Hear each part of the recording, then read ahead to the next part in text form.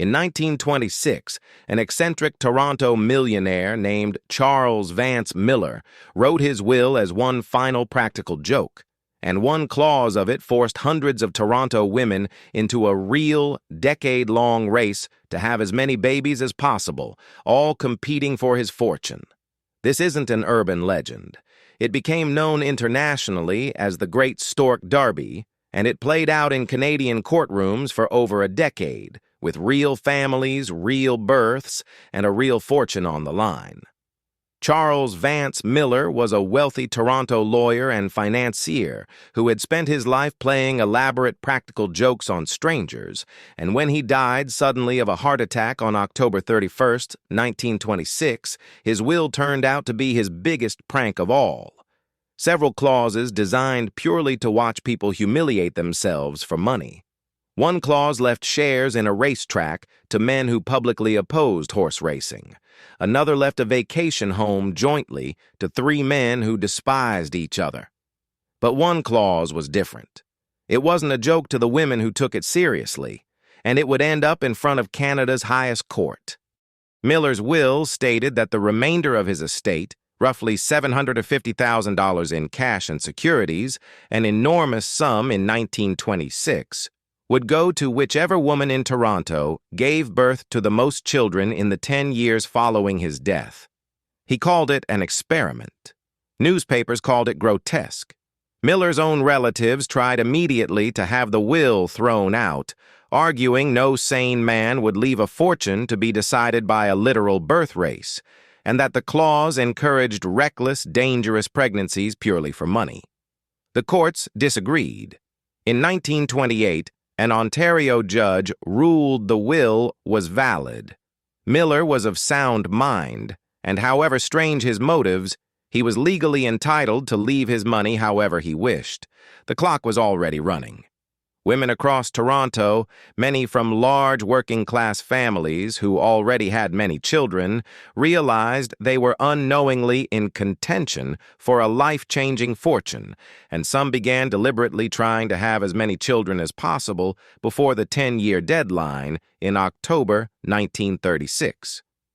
The press nicknamed it the Great Stork Derby, and it became a national spectacle, equal parts entertainment, scandal, and quiet desperation, playing out over the Great Depression when a few $100,000 could change a family's life forever.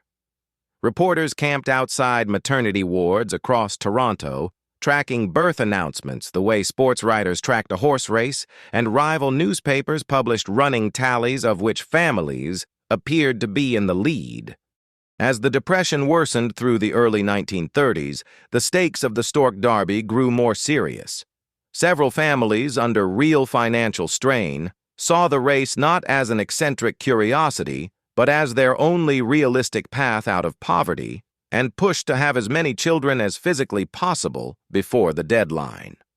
Two women in particular appeared to be pulling ahead of the pack: Pauline May Clark and Lillian Kenny, both of whom had 10 or more children recorded during the qualifying period, seemingly enough to put either of them far in the lead.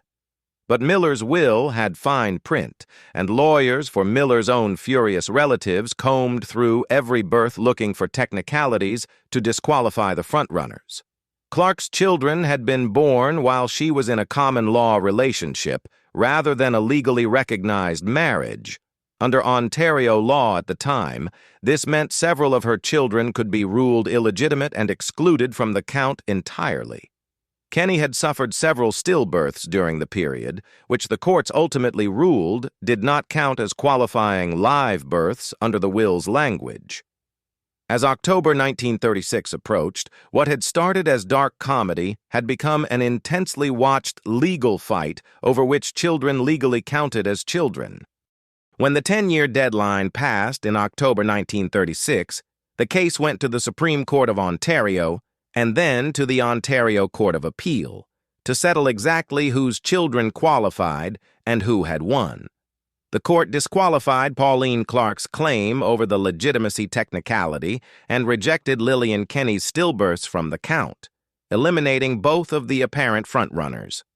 When the final rulings came down in 1938, 4 women were declared joint winners, each verified to have had exactly 9 qualifying children during the 10-year window: Annie Catherine Smith, Kathleen Ellen Nagel, Lucy Alice Timleck, and Isabel Mary McLean. The roughly $750,000 fortune, worth well over $10 million today, was split 4 ways between them, an amount that instantly transformed each family's circumstances in the middle of the Great Depression.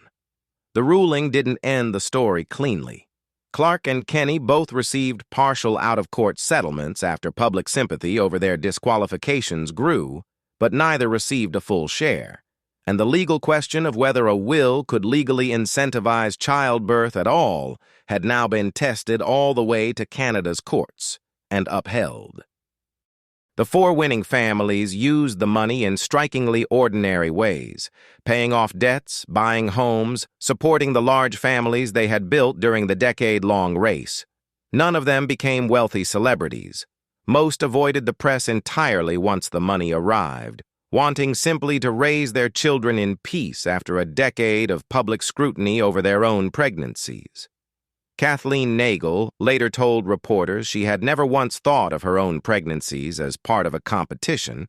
She said she simply kept having the children she and her husband had always planned to have, and the will's deadline happened to fall in the middle of it. The case became a landmark in Canadian estate law, cited for decades afterward in disputes over whether a will's conditions could be considered against public policy. Legal scholars still study it as one of the strangest and most consequential tests of how far a person's wishes can bind the living after death, and the ruling established that Ontario courts would generally honor even bizarre testamentary conditions, so long as they were not literally impossible or outright illegal to fulfill. Millar's other pranks, by contrast, are barely remembered today. The racetrack shares left to anti-gambling campaigners, the shared vacation home left to feuding enemies, footnotes compared to the clause that quietly reshaped 10 Toronto families' lives and forced a country's highest courts to decide in plain legal language what actually counts as winning a race to have children. Charles Vance Millar never met any of the 4 winning mothers. He died before a single qualifying child in the Great Stork Derby was even born, and he almost certainly wrote the clause purely to enjoy the chaos he imagined it would cause from beyond the grave. He got his chaos. What he probably didn't expect was that it would also become one of the most important will contest cases in Canadian legal history, or that 4 ordinary Toronto families would spend a decade of the Great Depression unknowingly racing each other toward a fortune neither they nor their millionaire benefactor could have fully imagined. The will he wrote as one final joke ended up deciding, in a real courtroom, exactly how many children 4 different women had to have become rich. And for one strange decade, an entire city watched it happen. Subscribe if you want more. See you in the next one.